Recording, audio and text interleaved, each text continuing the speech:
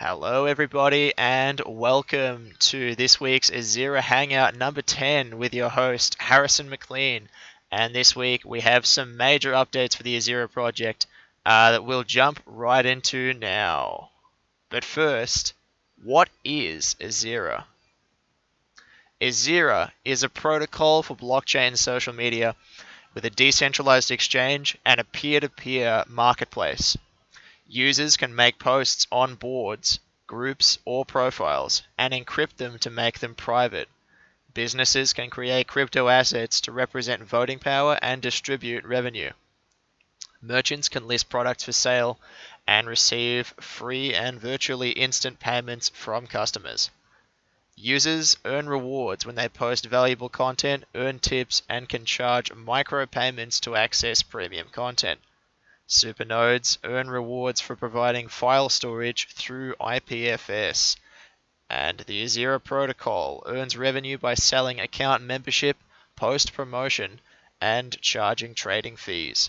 Every EZIRA interface can choose which content to display and how to sort it. However, the protocol itself has no censorship. Users can choose which identity to use for posting, whether it be their full profile, their persona account, or anonymously. EZIRA users and applications that create accounts for new users earn an ongoing share of the revenue from those users. So EZIRA is overall a protocol for combining the world of blockchain social media, decentralized exchange, and peer-to-peer marketplace together into one application and one business ecosystem. So this week's project updates are a major release. So this is the EZIRA website prototype. The new prototype EZIRA website shows a mock-up GUI and has interactivity with the Steam blockchain, and you can check it out at www.alpha.ezira.io. This week we will be releasing the business and application case in this hangout shortly because it is now ready for review. So it's open for community review, for ideas to be added to it, for any changes to be made pending community discussion, and it describes many of the possible businesses and applications that EZIRA will enable, and outlines how the project will be expanding into a consortium of independent businesses, each with its own funding round, monetization mechanisms, and leadership systems. Some are more conventional businesses with established, more centralized teams and a fixed supply crypto equity, and other businesses are protocols for a decentralized business model. So those are typically divided into two types of business. One of them has a regular team that is either fixed or elected, and other businesses are in fact protocols where an asset is issued to participants over time within the EZIRA blockchain. So EZIRA will be engaging with business partners to form the EZIRA consortium over time and as the project matures. But this is the plan that will be released to everyone here today. So it's not yet hosted on the EZIRA website because it's not finalized yet. But pending community review and pending some new ideas added to it and some ideas changed and tweaked, then it will be put on the EZIRA website. The Open Ledger domain names have been misappropriated and are now insecure. So Open Ledger, the bitshares wallet interface, has been having some domain name issues. And EZIRA requests, alongside Open Ledger, that all users switch to wallet.bitshares.org as soon as possible to protect your EZIRA and bitshares private keys. So to make that more simple, essentially the Open Ledger website domain has been hacked. They no longer control it. Therefore, they could be hosting a modified version of the bitshares client on their website, and that client could potentially be taking people's private keys when they import their wallets into it. So this is obviously a major setback for the OpenLedger team, and it does affect EZIRA users who are still using the OpenLedger wallet. EZIRA did change our links on our website to use the wallet.bitshares.org interface some time ago, but for those of you who are still using the OpenLedger website, it is highly advised by EZIRA and the OpenLedger team that you cease and desist from using those domain names, as there is the potential for your private keys to be taken from those domain names.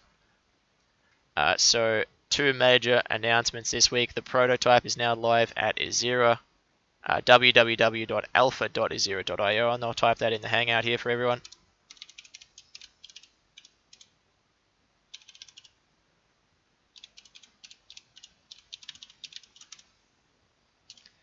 Okay, so alpha.ezira.io is where we will be building the GUI from an open source framework, and we will be in time switching to an independent blockchain, but for now it references the Steam blockchain, and you can interact with that interface to make posts to the Steam blockchain using the Steam Connect API system. So that has been made by our fantastic developer Nicolaj, who will be potentially doing a segment this week, depending on if he can scrape together the time or not. But if he wants to do a segment, he can absolutely come on board. So we will be moving on to the next part of the Hangout, and that is the EZIRA video. So we will go to the EZIRA video, which is on ezira.io at the moment.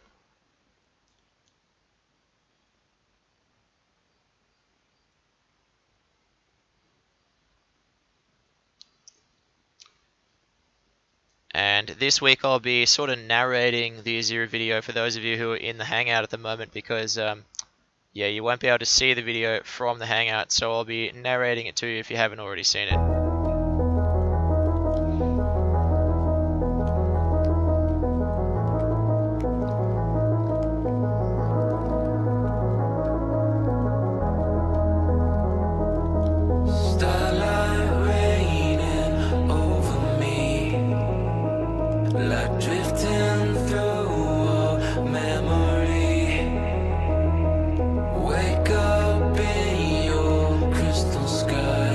So it starts out with social media owned by you.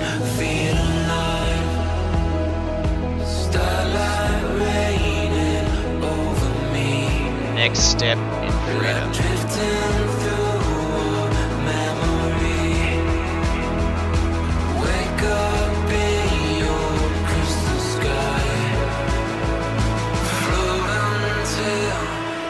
A global community.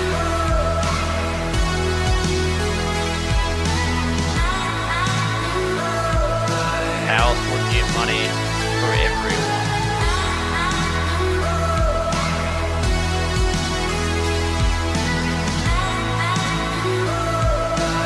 Revolutionary digital businesses, which we'll be getting into later on in the Hangout. Missionless innovation.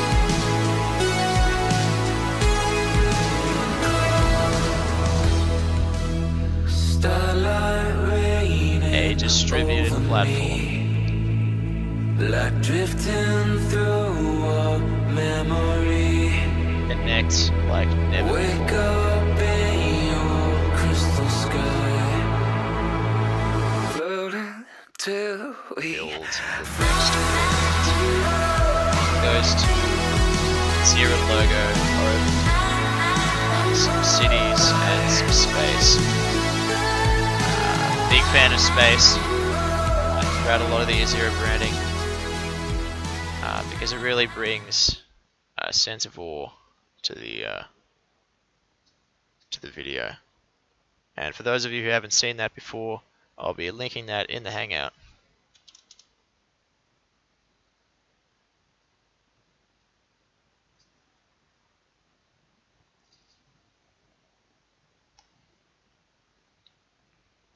Okay, so we'll move on to the next part of today's Hangout, which is going to be a preview of the alpha interface. So we'll be moving over to the alpha interface.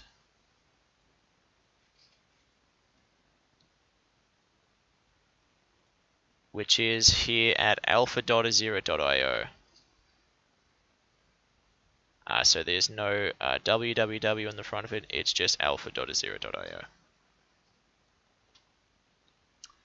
And this shows the current EZIRA prototype mock-up interface.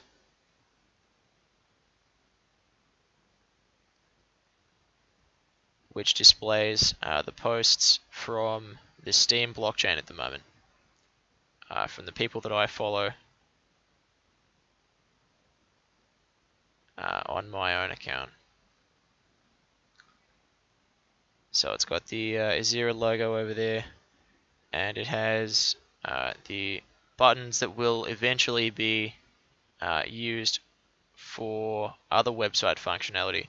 But at the moment, a lot of these are just graphical buttons. The news button works, it takes you to the trending page. Home button works, it takes you to the home page. But the other buttons don't yet work. The next button that will have its functionality added will be the exchange button, which will very soon be pointing to an EZIRA hosted implementation of the bitshares UI. So you'll be soon able to access the bitshares UI from an EZIRA hosted domain, so that we never again will need to worry about other domains having their domain hacked and theoretically putting people's private keys at risk. So we'll be moving over very soon to our own EZIRA hosted bitshares wallet that will display the Steam posts only one click away from the bitshares UI. So that does not yet work. That will be the next thing that we will be adding in.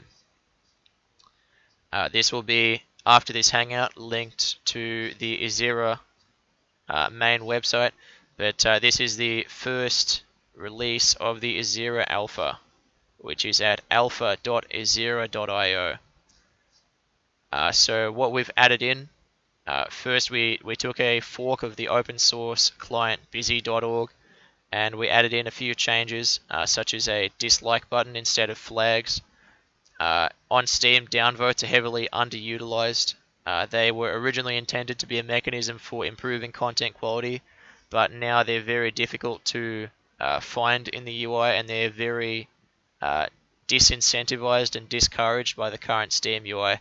So we're bringing a dislike button for people to downvote posts that they find to be low quality.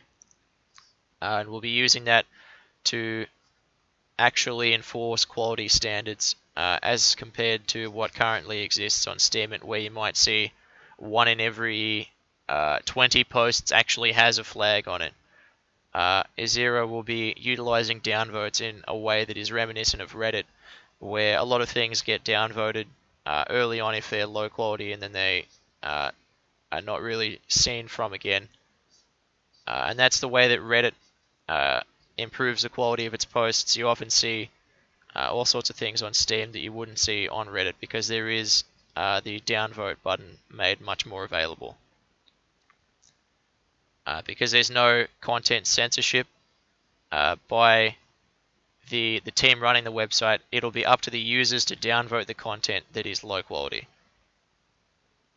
So we're going to make that much more available and much more graphically acceptable for people to do. We'll also be showing a view indicator. So each post will show the amount of views that it has, and EZIRA will be including options to sort the posts by their views or some function of their views versus time. Those options will be made available. But for now, these buttons are graphical in nature and they show the same number as the upvotes. So these will be changed over time. This is absolutely a work in progress, and this is only the beginning of the beginning for what lies in store for EZIRA. We will also be including a button to tip a post. So we have that now. The tip button is there, but it's not formatted 100% right yet. So we'll be improving this as we go. But we wanted to get something up so people can start using it and start getting a feel for the EZIRA experience as soon as humanly possible. So that's been made by our fantastic developer Nick, and he's done a fantastic job with this one. So we chose the busy.org interface over the steemit.com interface because it is so much more user-friendly. It is much more visually focused on the pictures, where I believe Steemit puts pictures off to the side, and it sort of prevents a post from being fully appreciated just by scrolling. You have to often you got to open it and then close it again. So this is going to be bringing in content that can just be scrolled through rather than full article content that you need to directly open up. So in the future, EZIRA will be differentiating between the types of posts that users can make. So article posts will be one type of post that will have a title, and it will have a body, and it will have a leading image or a leading video. But users will also be able to make different posts, specifically text posts, which just show text. So there's no body, there is only the text, and there is no title. And the text is limited to 300 characters, so that people can make short text posts and have those completely displayed in the interface. In a similar way to what you might expect from other microblogging websites. Because not everything needs to be an entire article, not everything needs to be a giant experience of opening it up. Oftentimes, the best social media content is short, concise, and can just be read straight out. So EZIRA is going for that model instead of requiring everything to have a title and a body. Also, image posts will just be that, an image and a 300-word description that is displayed underneath the image. So instead of having text above the image, we'll be having image, then description text underneath, and it'll be pretty short. We'll have specific posts for audio, so people can make audio files, specific posts for video, so only articles and videos and audio files will have titles. Other things like text posts and image posts will not have titles. So that's the way that'll be going forward. But for now, we have a mock-up interface of what it is going to sort of look like at the earliest possible stage, and without doing a whole lot to change the open source version at this point in time yet. So next up, we'll move over to the EZIRA discussion topics for this week. Does anyone have any questions about the EZIRA Alpha? Have you checked it out? What I'll do is I'll link it again for everyone to check out using the alpha.ezira.io link. So just check that out. It is based on busy.org. This is the very start. This is where we start from an open source framework and then make our changes from there.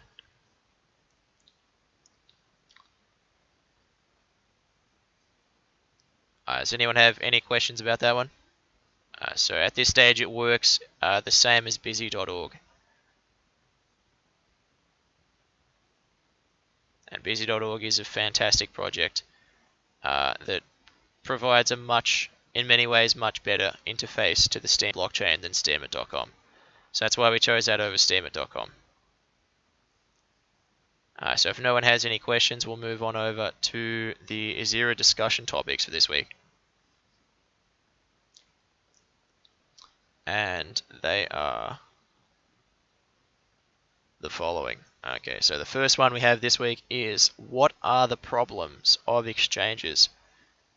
And this week we'll have some people other than me going into these discussion topics. So if anyone has anything to say about this question, what are the problems of exchanges? You can write them out and I'll read them. But I'm going to try and involve everyone a little bit more this time. So this is not a monologue. Everyone is open to discussing this topic. So first question is, what are the problems of exchanges?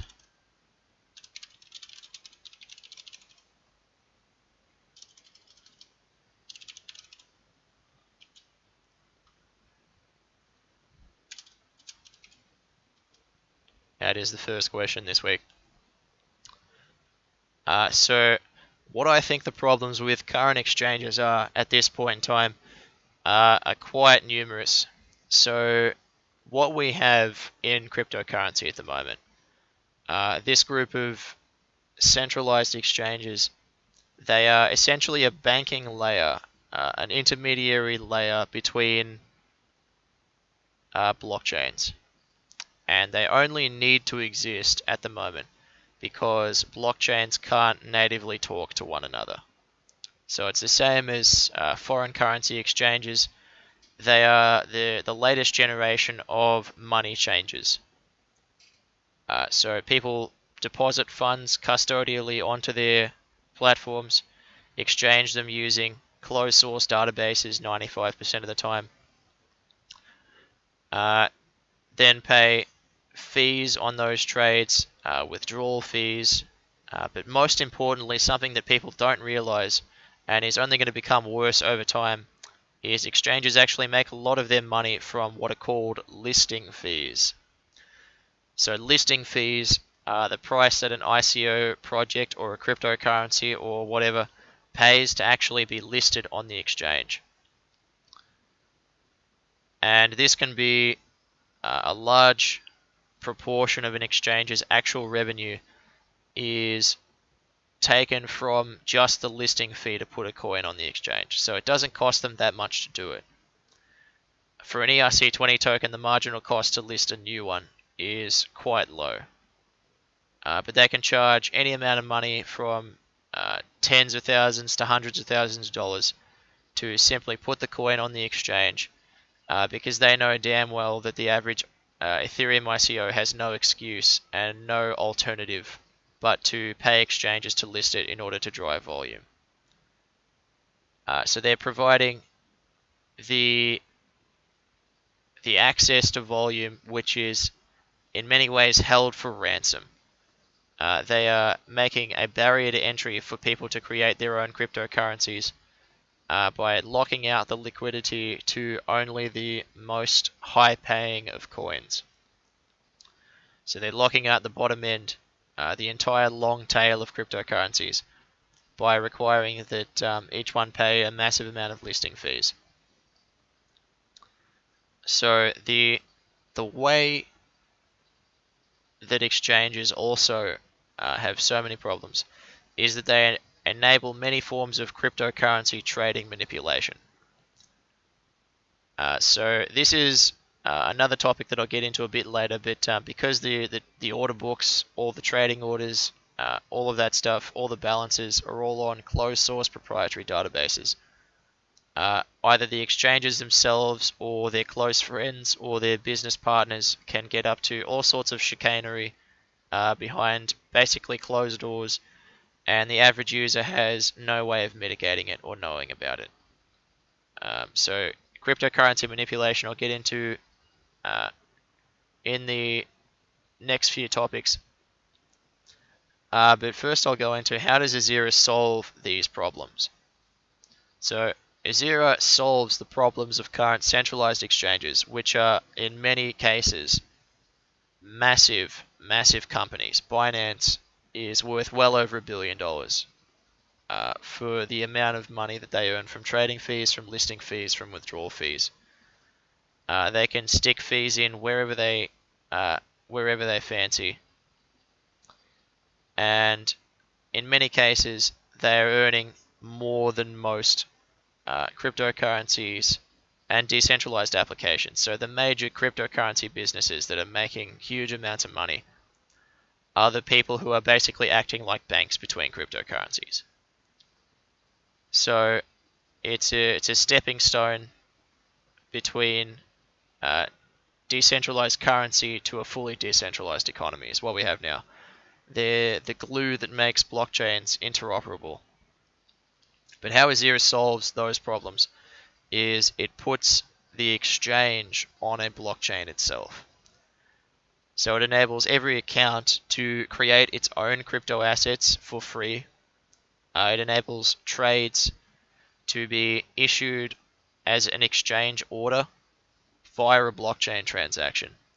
You make an order just like you would on BitShares to buy or sell an asset, and then that asset is traded on the order book, and that order book is publicly visible to everyone on chain.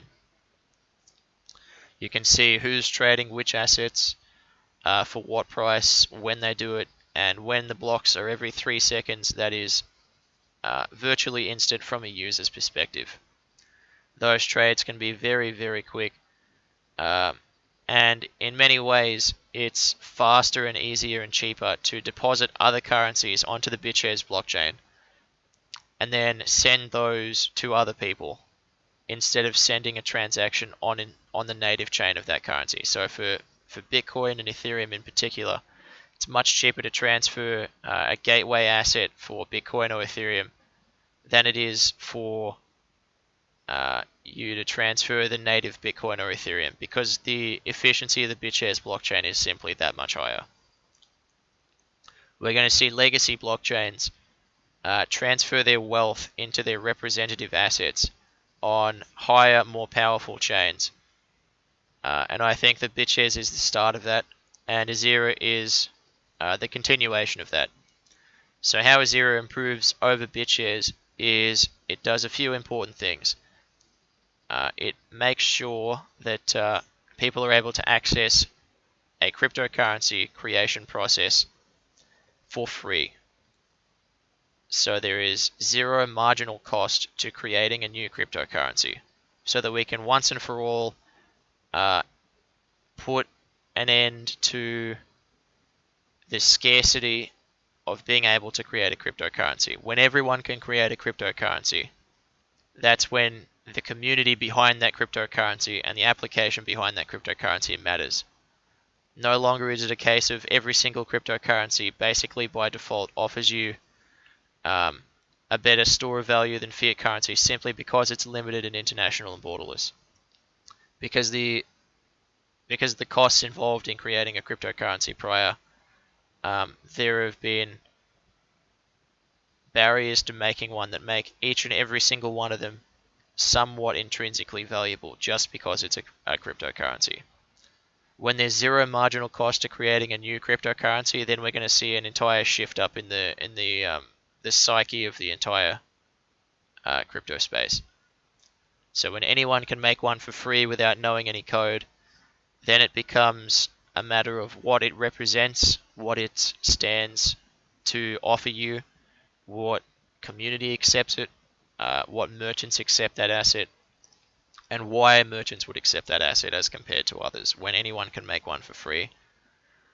The age of ERC20 tokens to be shoehorned into an otherwise VC funded application that is in many cases just a way to raise non-dilutive funds for the team behind it, with very little actual ability to drive value to the token in the future, and no blockchain scalability in sight to actually make that viable in any way, shape or form.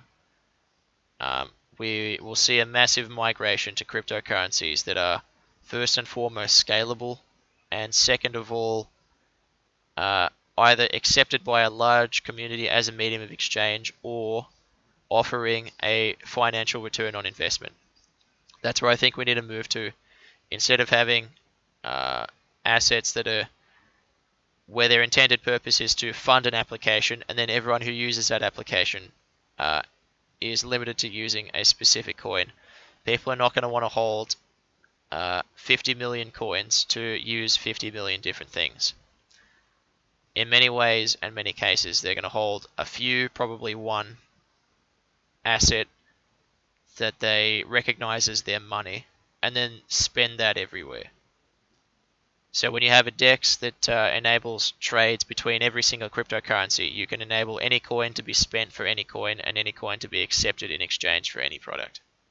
It becomes very open-ended and blockchain agnostic when you can trade between any currency. So EZIRA improves over BitShares by making assets free to create instead of charging a fee, which means that anyone can come along and make an asset for their business without needing to first understand cryptocurrency. you can make it straight away. No problems, no questions asked. Just make an account and go. No need to buy bitshares from an exchange. No need to worry about whether it's going to be too much for you to justify making an asset. The answer is yes, you can make an asset because it's free with EZIRA. The second thing that EZIRA fixes is it makes maker orders have a different fee price, and that is again free. Maker orders are free and taker orders have a small fee. So what this does is it incentivizes market makers to improve the liquidity of the order book. So one of the problems on bitshares is that orders cost a fee to make and they cost a fee to cancel, no matter whether it fills or not. And no matter whether you're creating the limit order or accepting someone else's limit order. So EZIRA will make maker orders free and taker orders have a low percentage fee based on the volume of the trade. And those fees will be used to buy and burn a EZIRA coin. So it allows for a higher on-chain volume with fees that are proportional to the amount being traded, or free if you are creating liquidity for the DEX. EZIRA enables everyone to obviously hold their own assets on-chain instead of trusting them to a private closed-source database where the trading can just turn off whenever they feel like it, or in the case of Poloniex, your assets can be frozen whenever Poloniex, cough cough Goldman Sachs, feels like it. And what we're seeing now with Poloniex is people have had their assets frozen until they verify their account. So this is a next step in the brazenness of cryptocurrencies becoming banks. Rather, exchanges becoming banks. They're forming partnerships with banks and they are freezing assets unless you verify your account. So the days of anonymous cryptocurrency trading on centralized exchanges at least are likely limited. So with an open source decentralized exchange, there is no more censorship of which assets can be created. There is no more charging egregious and disgustingly extortionate listing fees because cryptocurrencies can't succeed without liquidity and without trading volume. Without that, they don't exist. They can't exist. And exchanges know that, so they can charge eyeball full amounts of money to get even the simplest coin listed. So by mitigating the gatekeeping that exists with centralized exchanges, by putting people in control of their on-chain assets through an on-chain order book, EZIRA can solve some of the problems that centralized exchanges pose and prevent them from becoming the next banking layer over the blockchain. So that's what EZIRA does to solve those problems. Then I'm going to go into cryptocurrency trading manipulation. So there are a few types of cryptocurrency trading manipulation that occur, and they occur because, and only because, centralized exchanges have closed source order books. And the records between who's trading what are obfuscated and known only to the exchange. So they're not private, the exchange knows who they are. The exchange has the data, but the public doesn't. So that's an information asymmetry. When you have a decentralized exchange, everyone knows who's trading what. And that prevents many forms of cryptocurrency trading manipulation. So there's quite a few, two main forms of trading manipulation that occur at the moment. And these can range from pump and dumps, whereby you have a group of people that organize a large mass of supporters or followers or associates to all buy an asset at the same time, and then in different stages sell off that asset. Once enough additional people buy in at the high price, they then sell it off and complete the dump as the other half of the pump. In many ways, they take advantage of people who are following trends on exchanges which is always a bad thing to do. Do not buy the pumps. It sounds pretty simple to us, but it's a very enticing proposition for some people who are new to cryptocurrency to just buy that coin that went up 50%.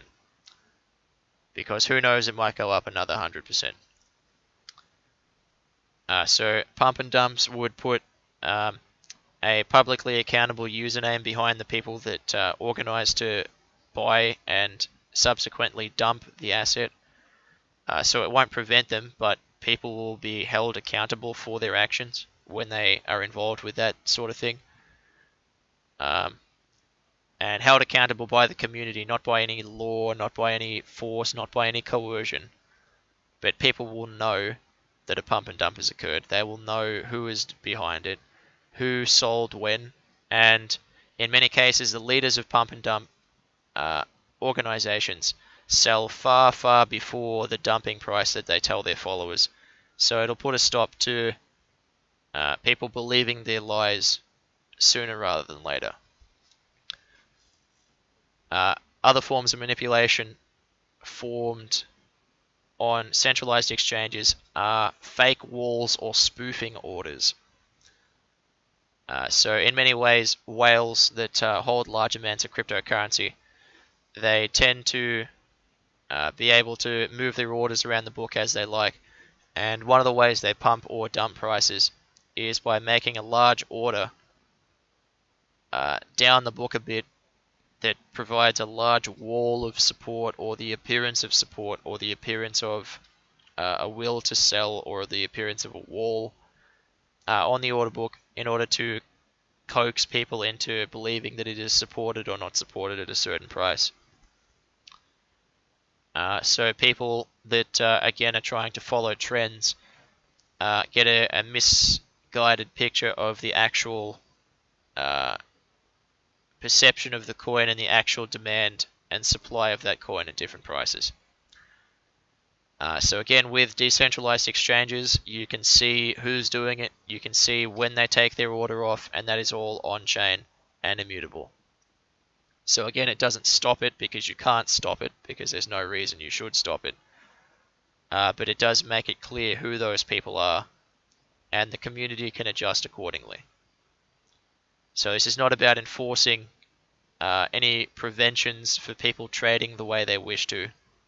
Because ultimately, if you try to enforce a law, A, people aren't going to follow it. B, people will find a way around it. And C, people will be angry that you're trying to tell them what to do. When they need to, in many ways, learn on their own, not to fall for certain things. And the more you tell someone not to do something, the more they are likely to do it. So the last form of cryptocurrency manipulation that takes place is wash trading. And this is the most important of all the manipulations, because this one is the most insidious.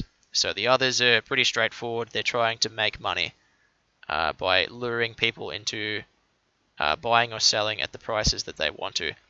Wash trading is much more insidious.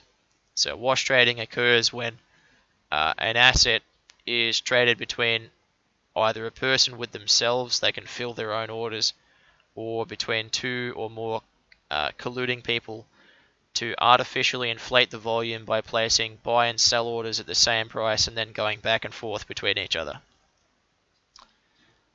So wash trading allows for an exchange, they're often run by exchanges, to artificially inflate the volume perception that is on their exchange.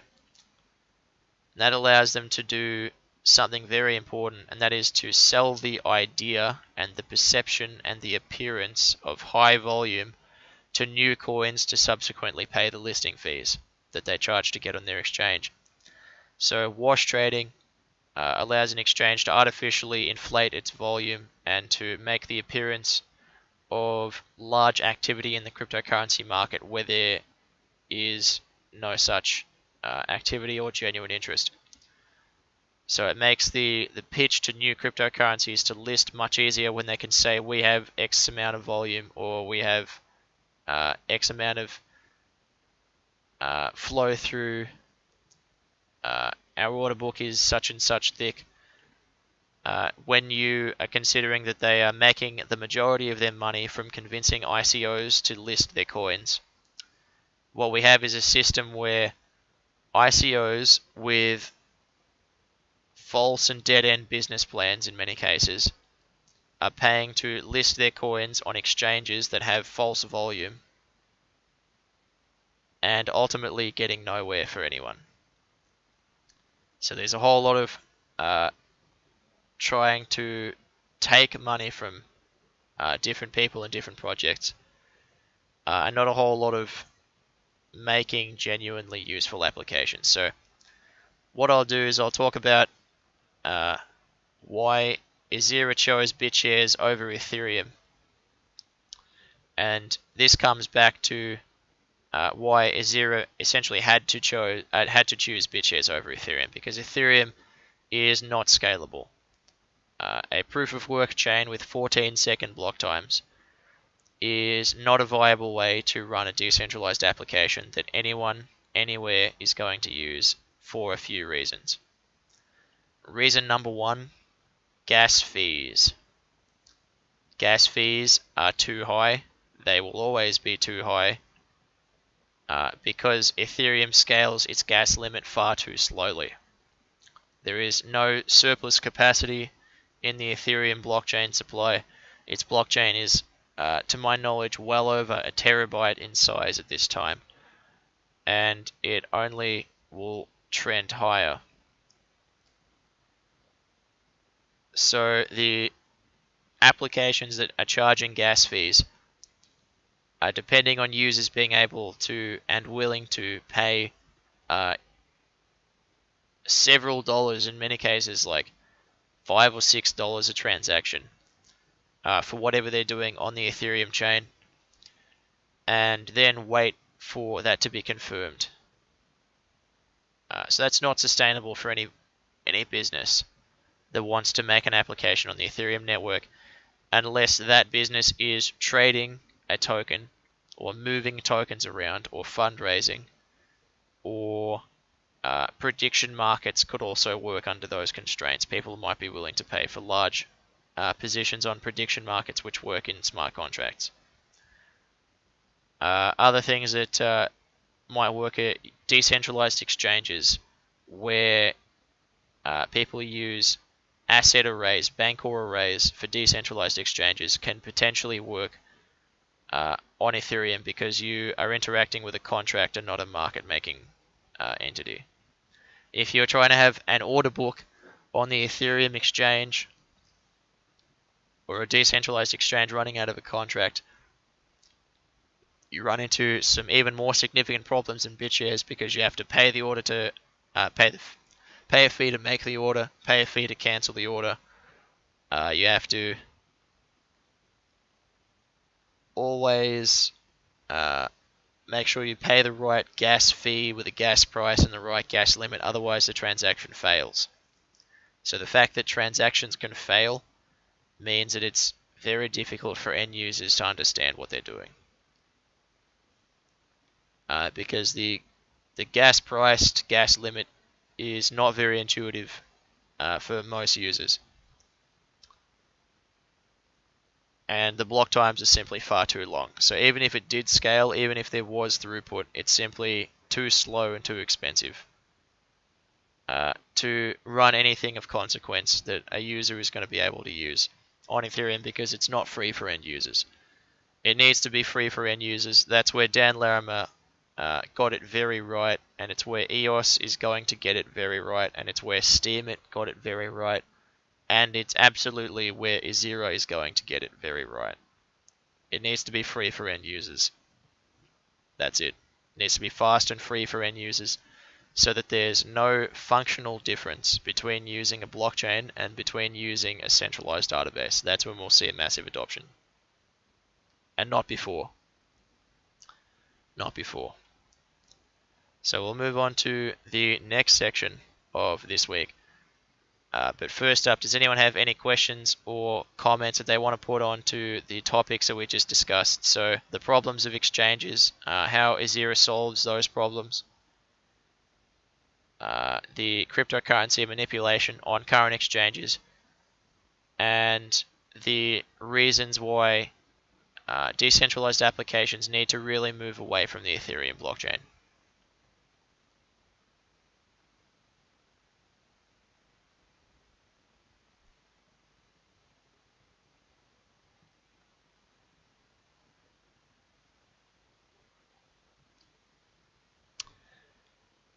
Are you interested in EZIRA trading on CEX? So at this time, I'm not aware of any exchanges that have actually have listed bitshares based assets on those centralized exchanges, and I would be open to the prospect if the listing fee was reasonable, but they are almost certainly not. So on BitShares we have a DEX that gets us tradability much faster and easier in an interface that is much easier to use than anything on Ethereum. So we're definitely going to be staying on the BitShares blockchain, but if that exchange lists BitShares based assets, then I would be interested in looking into it. Not many do.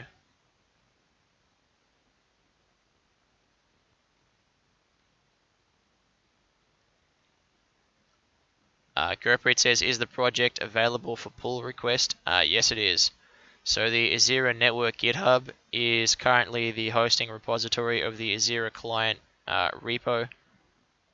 And that's the website that is currently hosted on alpha.ezira.io, and that is definitely available for pull request. So we can start getting some open source collaboration on the EZIRA interface to move into place the BitShares exchange on the exchange button to bring some functionality into the rest of the buttons and to improve the way that it looks and bring in some new sorting mechanisms. Yeah, so too much competition. The exchanges, they're not going to like BitShares, let's just be frank. BitShares wholly consumes the lunch money of centralized exchanges, and that's why it is going to win. There are companies that have massive amounts of money that are dependent on blockchains not being able to be exchanged properly for one another. So all of these tokens that are created on Ethereum for the ability to raise money, they don't need to be on Ethereum, they just go on Ethereum because it's the easiest right now. So EZIRA will be the easiest path of least resistance way for people to make an asset for fundraising and for distributing revenue from their business. Not for utility tokens, or it could be for utility tokens, but not specifically for a token to be used in an application without actually providing revenue to that application and voting power. So what I'm about to bring to the EZIRA project is the EZIRA business and application case, which has over 10 to 15 different ideas and different proposals for making EZIRA businesses that can form part of the EZIRA consortium. And every single one of these businesses would be a project in and of itself. And that's what they'll become. They're projects in and of themselves. They'll have their own funding rounds. They'll have their own teams. And they'll all be providing value to the EZIRA blockchain. And they'll be sharing revenue with the holders of the EZIRA asset and with the holders of their own assets. Many of them will share drop their crypto equity partially, not in full, partially onto the EZIRA asset, and the remainder will be sold in funding rounds. And many of them are actual protocols within the EZIRA blockchain that allow for the creation of application modules that can all connect with one another, and it's all explained in the business and application case. So what I'll do is in this hangout here is post a link to the document for the business and application case so that you guys can read it and let me know what you think. So this is a major point of community review, is going to be this business and application case, because I'm telling you now, some of these ideas are very far-fetched. So I'm an optimistic person, and I have far too many ideas, and not all of them will come to fruition, but this is the main body of all of the ideas that I have for things that can work on the EZIRA application. And these will be businesses that are going to be open to entrepreneurs to start. We'll be taking partnerships with existing businesses and entrepreneurs to build these businesses as EZIRA sponsored businesses and EZIRA Consortium founding members. Every EZIRA Consortium business will have access to the liquidity of the EZIRA investment fund. Their assets will be placed into the Bancor array that provides liquidity between all of the EZIRA sponsored crypto equities.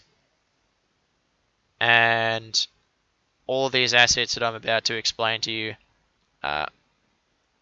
all of these business models are fully independent from each other, and they all have revenue sharing as part of their proposition.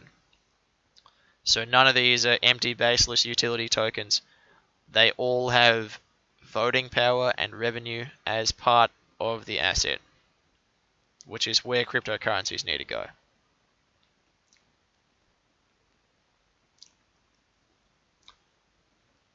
So I'll leave that there for everyone to take a look at rather. And on the live stream at the moment, I'll go over the EZIRA Consortium page and the Decentralized Autonomous Corporations page.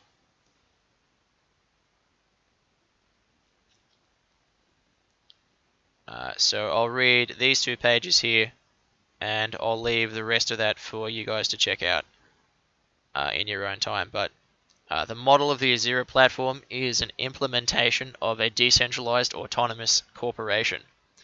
A DAC uses a crypto equity asset to represent ownership and provides services to its users by charging in its native cryptocurrency, which is then burned.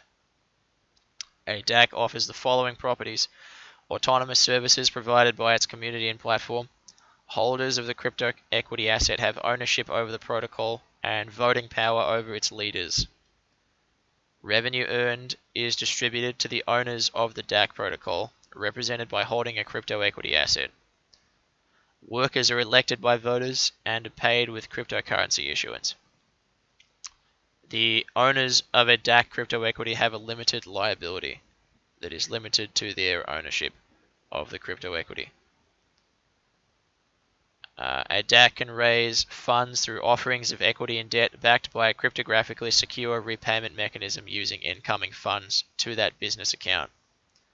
So every business account is cryptographically bound when it is created to issue a fixed minimum percentage of its revenue to the holders of its crypto equity.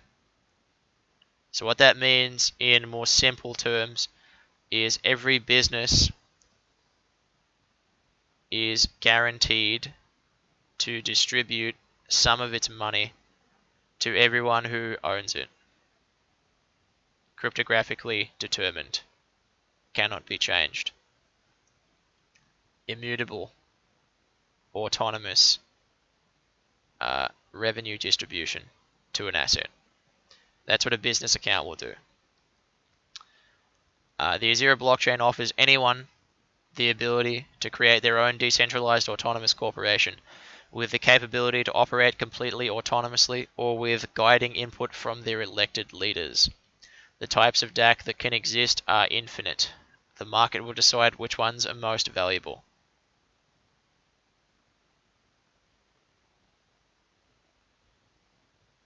So what that means is the market will be the deciding factor in which ones succeed. So there are a lot of ideas in this application and business case, and not all of them will succeed. Some of them will not succeed. I can guarantee it. The market will be the deciding factor as to whether these are made with powerful teams to back them, or if they're made at all. So these are all ideas that could be implemented, and they're guiding applications for the earliest entrepreneurs on the EZIRA blockchain. So you can look to this as a guidebook for how to build your application and your business. And we will be founding several companies that do these business models at the early stages of the chain to provide the chain with content and to provide the platform with utility and services, and a reason to be an EZIRA member is another important piece of it.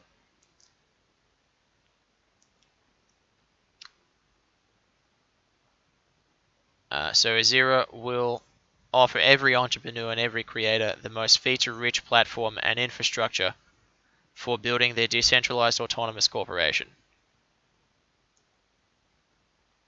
Boards and groups on EZIRA can be made to support communication between the members of a DAC or any other digital community. With an EZIRA business account, any entrepreneur has the ability to create a DAC for free without requiring any knowledge of programming. Existing companies will be able to migrate to the EZIRA protocol and utilize all of the most important features of cryptocurrency, while still being able to sell their products on the peer-to-peer marketplace and raise funds through the decentralized exchange. Many of the DACs that choose to form on EZIRA will receive funding from the EZIRA Community Enterprise Fund in exchange for a share drop of their crypto equity onto the EZIRA asset. So EZIRA will have a community enterprise fund that is administrated by the community account, and the community account will negotiate those funding arrangements in exchange for typically a 5% share drop of that business's crypto equity onto the EZIRA asset. So EZIRA will offer all businesses the ability to create their own applications based on the EZIRA protocol and offer a white label solution for them to graphically refit to their needs. The white label website will have all the functionality of the EZIRA.io website, allowing developers to simply choose which elements of the functionality should be displayed in the interface from a config file. The same will be true in mobile. And I'll move through the next part, which describes the different, there will be 6 preset options for determining how the voting on a DAC is achieved or a business account. So each business account chooses how it wants its voting algorithm to work, and there'll be 6 preset ones.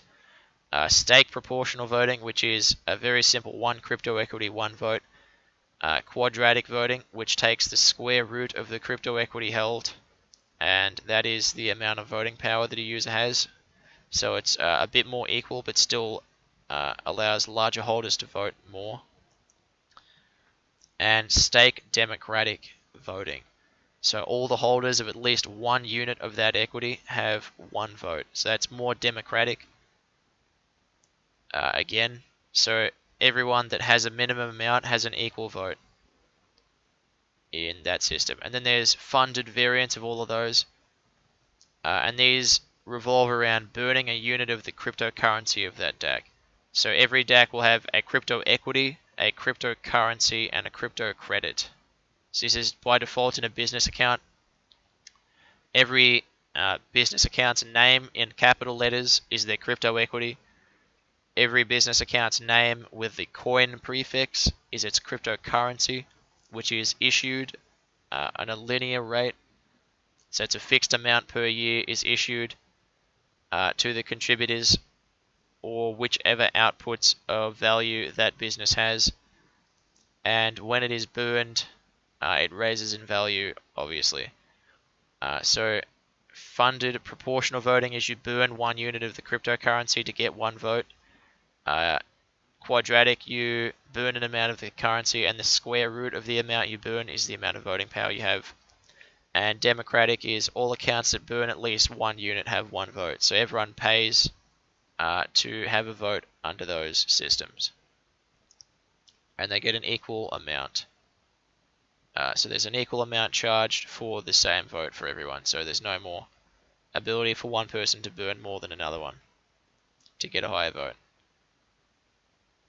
And transactions in each business account are confirmed when they have a greater support than opposed threshold after 24 hours, or if a majority of its elected leaders vote to support that transaction. So that means if the business account does not have elected leaders, then the transactions occur after 24 hours. So everything has a 24-hour vote for which transactions get confirmed. And if it is operated by leaders that are elected, once a majority threshold of those leaders, and then their individual voting power would be able to be changed. So you might give some board members more voting power than others, but when that reaches a 51% majority of the board, then it is instantly confirmed in the next block. So this is the meat and potatoes of the business and application case, which is the EZIRA consortium.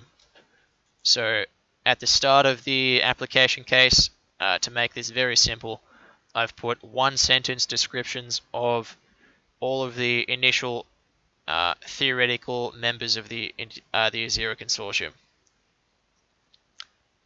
So they are EZIRA Studios, which will have an asset.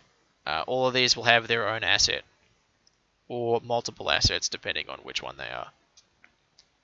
So EZIRA Studios has one asset, and it earns revenue from selling access to movies and TV shows as premium content on EZIRA. Very straightforward.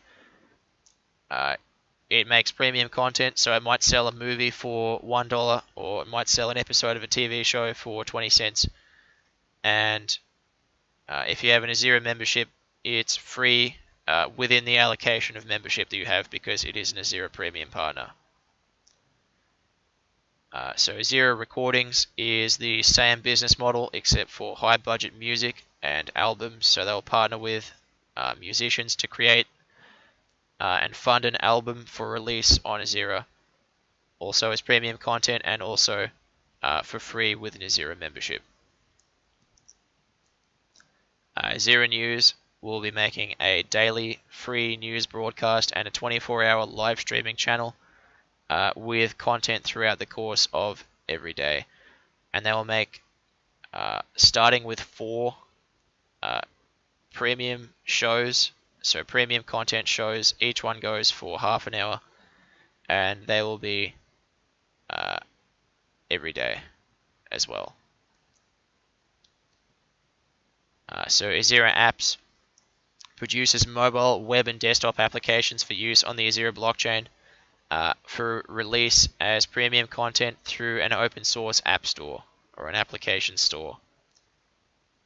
So they'll be aggregating all the apps that are published on the EZIRA blockchain into a single store and making their own applications for sale as premium content.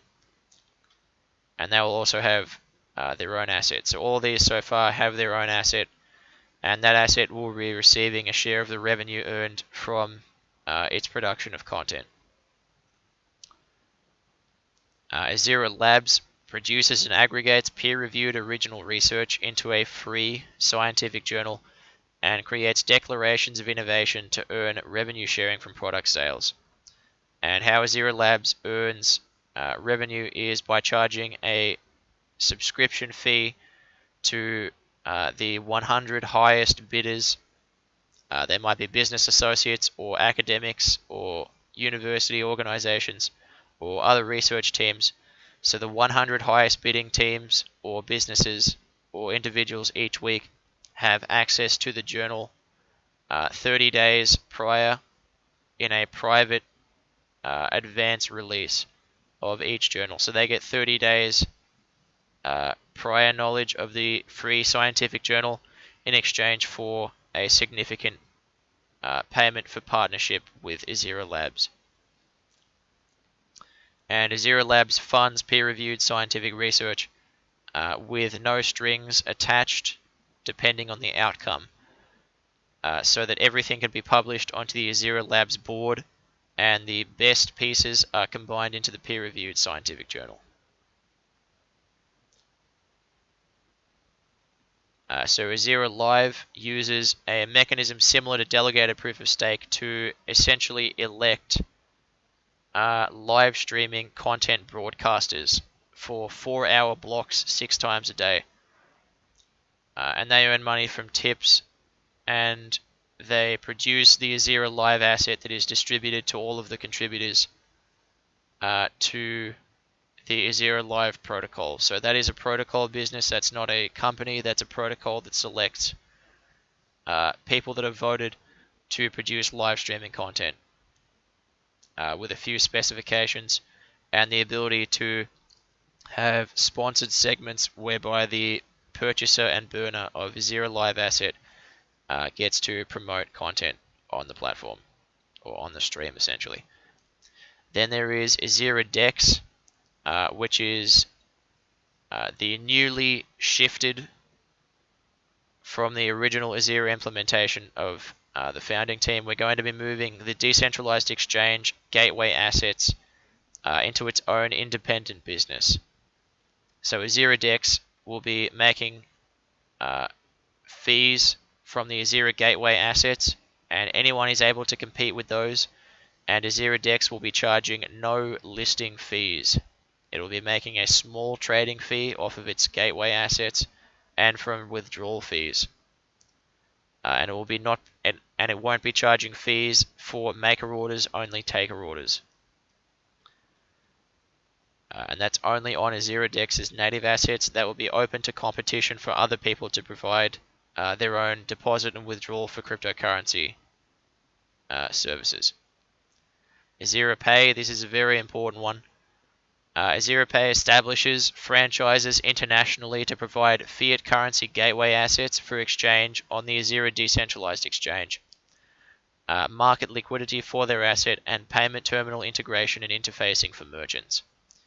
So they are the bridge between EZIRA via EZIRA Coin and the world of fiat currencies.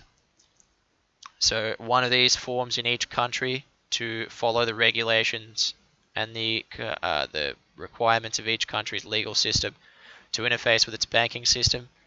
And it's very simple. It provides one gateway asset for its local currency and exchanges that for EZIRA Coin. That's their job. The job of EZIRA Pay franchises is to get as many people and as many market demanding sources for their gateway asset trading as possible. So they integrate with businesses, they integrate with the peer-to-peer marketplace to enable people to pay with crypto and accept fiat, or pay with fiat and accept crypto. So bring down the barriers between fiat and cryptocurrency with local franchised EZIRA Pay businesses. So they act as the Coinbase layer on top of the EZIRA protocol, and they allow trading in and out of every fiat currency. And if any one of them goes down, then they can very, very quickly pop back up again. So they're small, minimum viable fiat gateways because they will be attacked, they will be the avenue of attack, and they need to be resilient and swift to move around and pop up and pop back up every time. EZIRA Lend is another one, like EZIRA Pay, that is a franchisable business that will be providing credit, liquidity, and default risk minimization to the lending exchange by drawing a large base of capital and re-lending it to approved lenders at an interest rate differential. So they essentially market make the EZIRA peer-to-peer lending exchange and act as trusted centerpieces for the acceptance of default risk and for the vetting of debtors to ensure that default risk is minimized. So instead of having everyone on EZIRA have to choose where they lend all their own money to and be vulnerable if those people don't pay it back, instead of having to deal with 10 people to try and hedge who they lend money to, they can lend it to a trusted provider of credit liquidity, who will then re-lend it to people on their behalf. So there will be a mitigated need for people to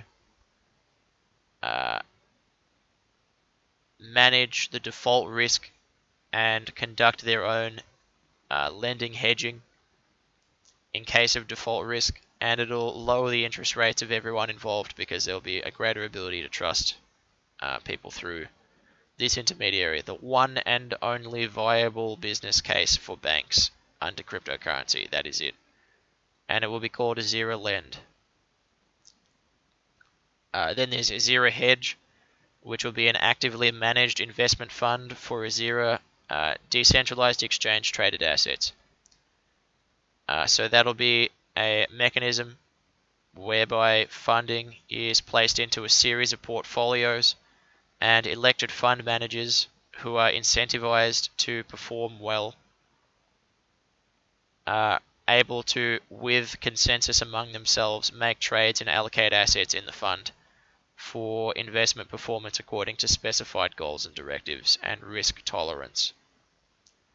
And a portion of the assets under management go to the fund managers that are elected, and another portion of the assets under management and net profit go to the holders of EZIRA Hedge.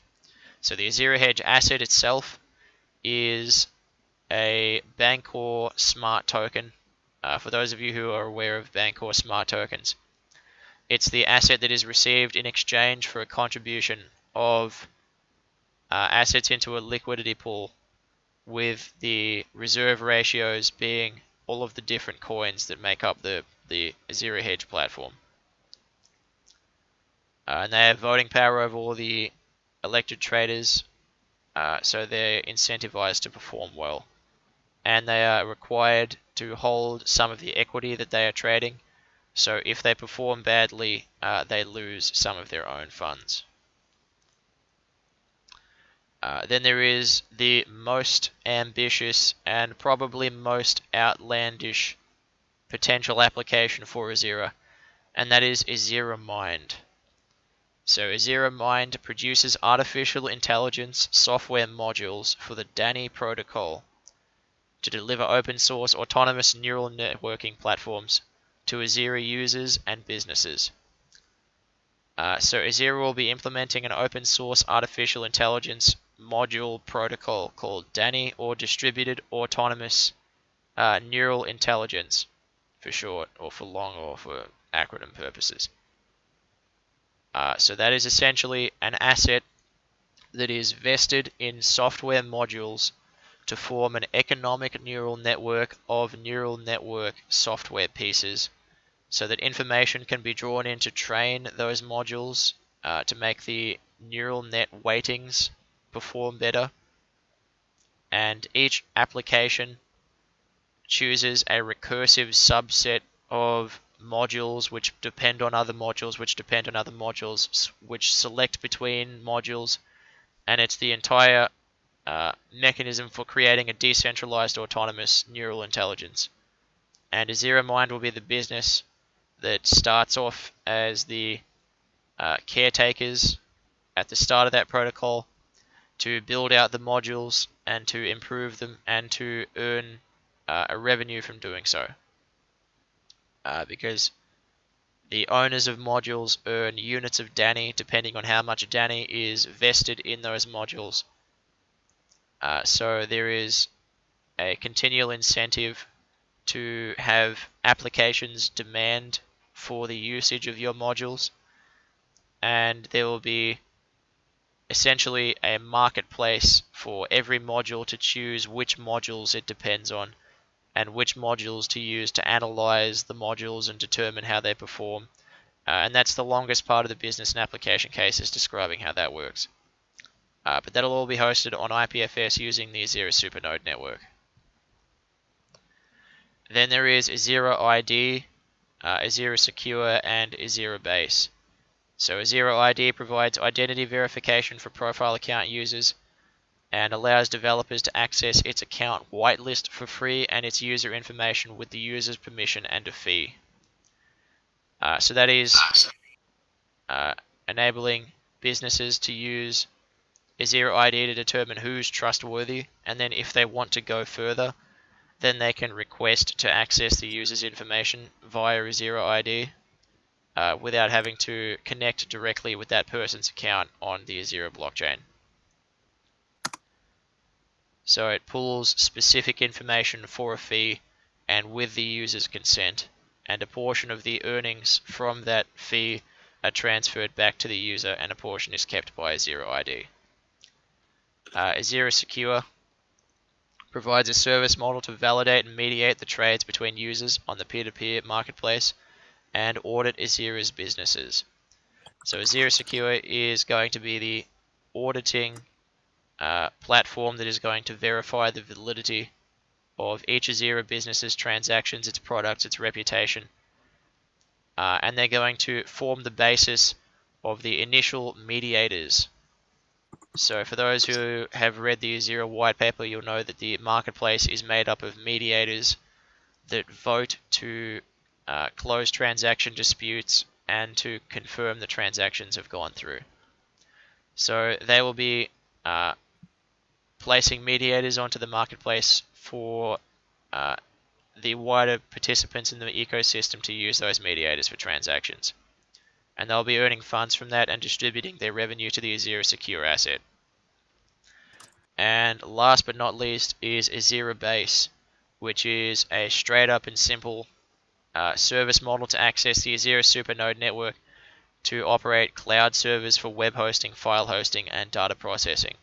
So instead of having to hold a bunch of EZIRA power or EZIRA comp or EZIRA mem or EZIRA storage yourself, or to lock in funding to access those resources, EZIRA Base will hold a large base of those resources from the super nodes by locking in assets, and it will allow people to access those things for a fee and have the same experience of running a virtual server, but on the EZIRA network, where it will be much, much cheaper.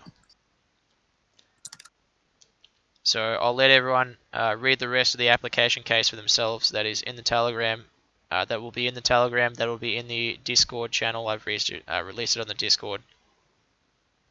So everyone who wants to take a look at that, I will be very interested to hear what everyone thinks, particularly about the decentralized artificial neural intelligence. That is something that is somewhat derived from some articles that I wrote a while ago that have been part of the future vision section of EZIRA.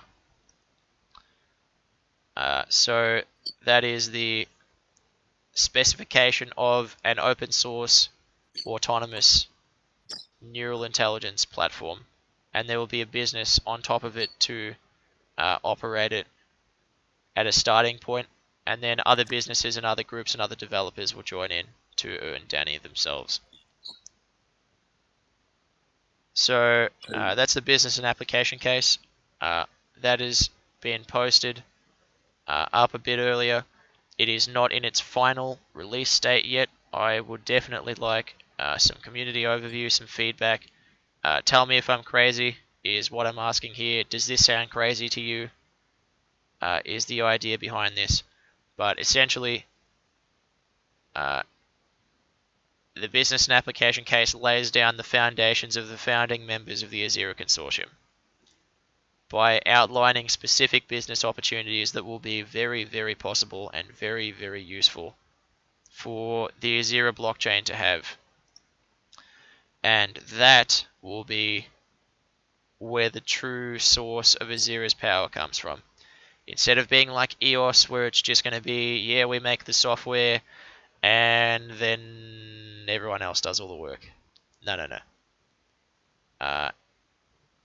EZIRA will be partnering with businesses to create the applications that go on top of the protocol. So instead of waiting for everyone else to do the work and get everything up and running for us, we have got a massive outline of things that we will put on this chain at the start or as soon as possible after the mainnet release, so that it will be more powerful more content rich, more feature rich, more application rich, more investment rich, and more user friendly than bitshares or Steemit by a order of magnitude. This is a 10x on bitshares plus Steemit. And that is where I'll wrap up the business and application case discussion for now. Does anyone have any questions or comments about the things that I've just talked about?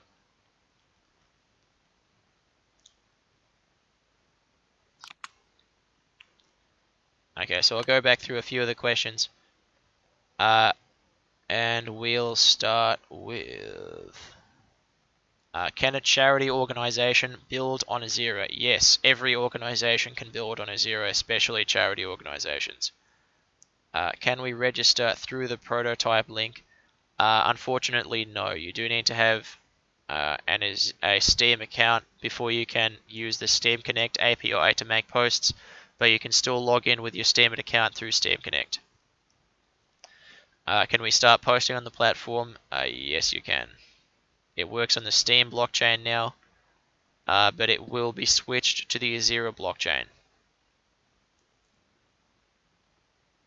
You can start posting and the earnings are real, but they are in Steam and not EZIRA coin yet. Thumbs up is normal. Yeah. So all of the other buttons don't work and the buttons on the side don't work, but the upvote button does work. When you post on Steam, it will appear on EZIRA as well. Yes, it will. So you'll be able to access your profile account from either steemit.com or from EZIRA, the alpha.ezira.io.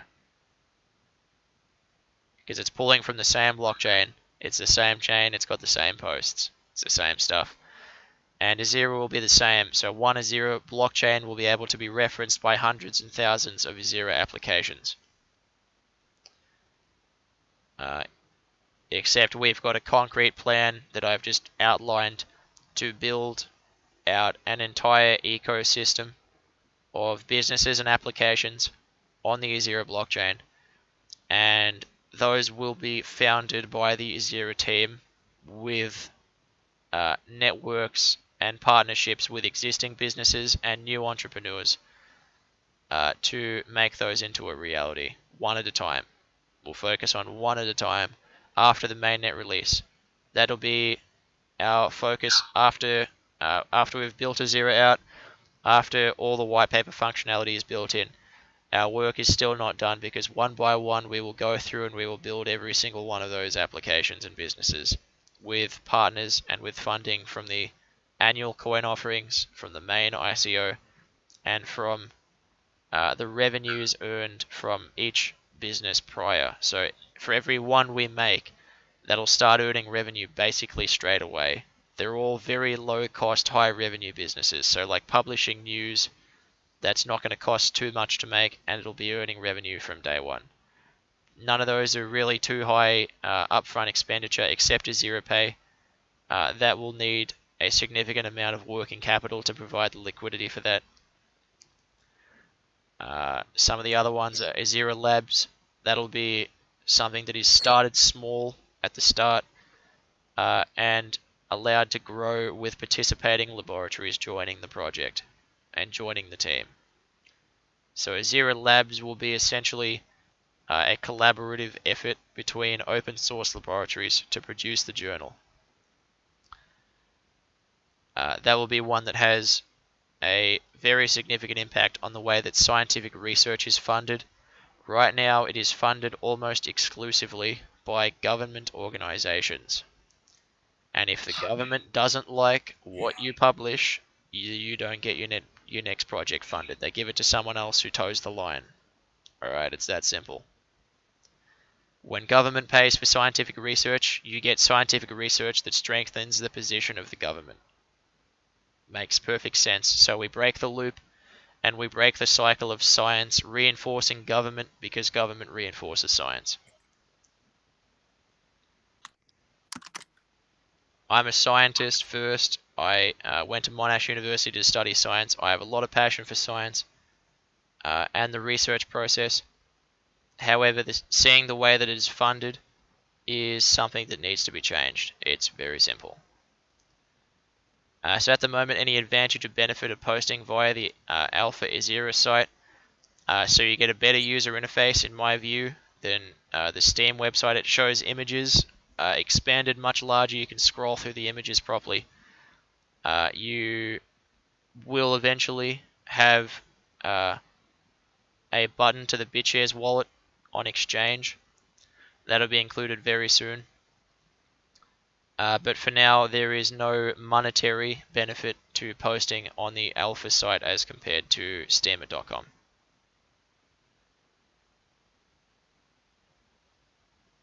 So it does not have a monetary benefit, but it does have a user experience benefit because the pictures are much larger. It scrolls through in a feed with the images expanded instead of having the title taking up the majority of the space. You get the images instead. So at the moment on the Steemit interface, there's really a lot to be improved. There's all these tags at the side that no one really uses that much. I don't think people would use those too much. The images are too small to really do anything with.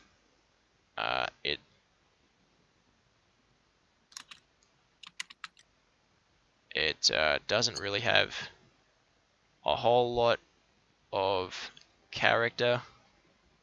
There's this random line for no reason. And these links here are all duplicates from this menu. So feed, blog, wallet, they're all duplicated in this menu. And then this sidebar is an amalgam. Oh, and it doesn't work. It's broken. The sidebar is broken, by the way. It just disappears. This sidebar has a massive pile of random stuff that no one really opens. That should be on a different page in a different section and not taking up the sandwich menu that it does now. So this has a much better to access menu. It's got drafts as well. So you can specify when the post is made, and you can specify when it is actually released. So you have all the feature set of busy, and we made the feed slightly wider, and we will soon be putting a bitshares wallet on the exchange button. That's the long and short of it.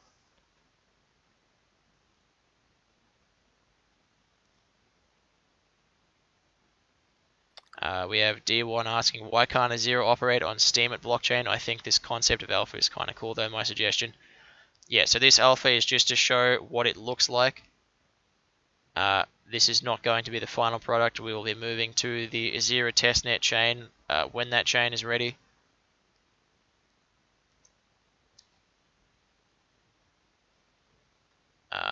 We have the stack is React.js, the Steemit blockchain, and the Steam Connect API.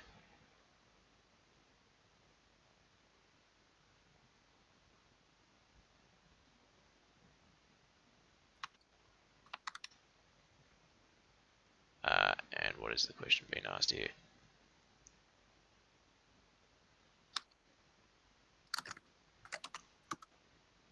Yeah, so you'll be earning EZIRA when that switches over to the EZIRA chain, but for now it's on the Steam blockchain. I hope that answers everyone's question.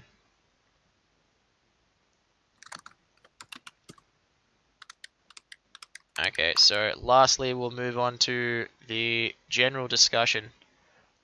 So if anyone has any other questions about anything that we've discussed today, any comments about the business and application case, any questions about the alpha or how the functionality works, then I'll be happy to answer all of your questions.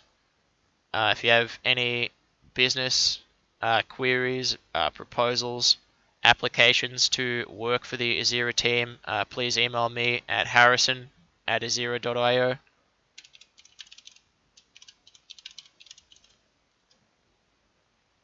That's my email address.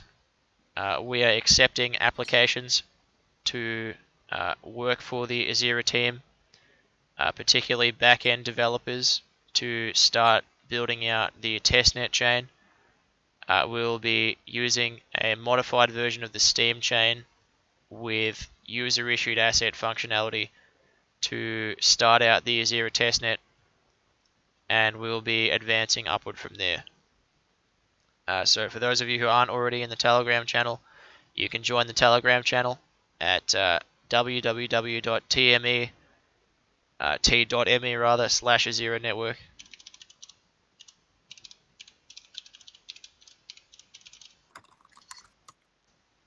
And that is there as well. So if anyone has any questions, then I'll be happy to answer all of those.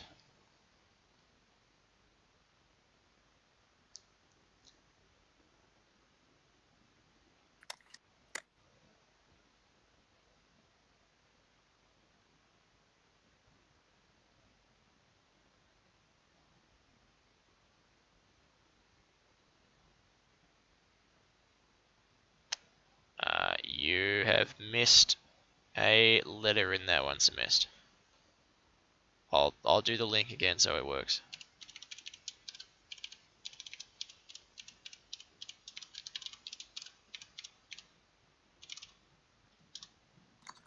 There it is.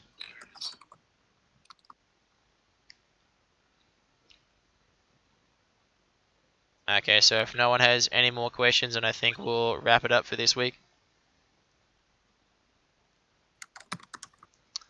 So I'll like to thank everyone for coming to this week's Hangout, and thank you to everyone here for watching on the YouTube channel.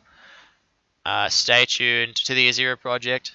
We'll be having some major updates next week, including the newly updated white paper. We'll be having a few things added to the white paper. All the recent changes will be put into a new version of the white paper. We will have improvements to the alpha at next week's Hangout, and we'll be having updates on the funding progress of EZIRA. So there has been some significant progress in terms of working out deals with fundraising partners. Those institutions will be revealed at a later time, but suffice it to say there is significant funding looking to come into the EZIRA project at the moment, and the EZIRA Weekly Auction is going to close 1 hour after the Hangout. So if anyone wants to get some EZIRA, then you can send bitshares or bitUSD to EZIRA on bitshares. So that's EZIRA on bitshares, and you can check out the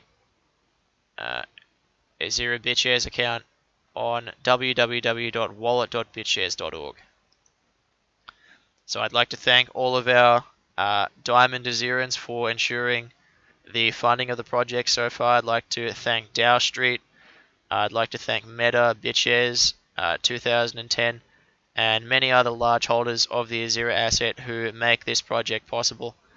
Without your investment, this would not be possible, and I'd like to thank each and every one of you for helping in all the ways that you have to build EZIRA into what it is now, a global community where we will be building the next world. Thank you everyone, and good night.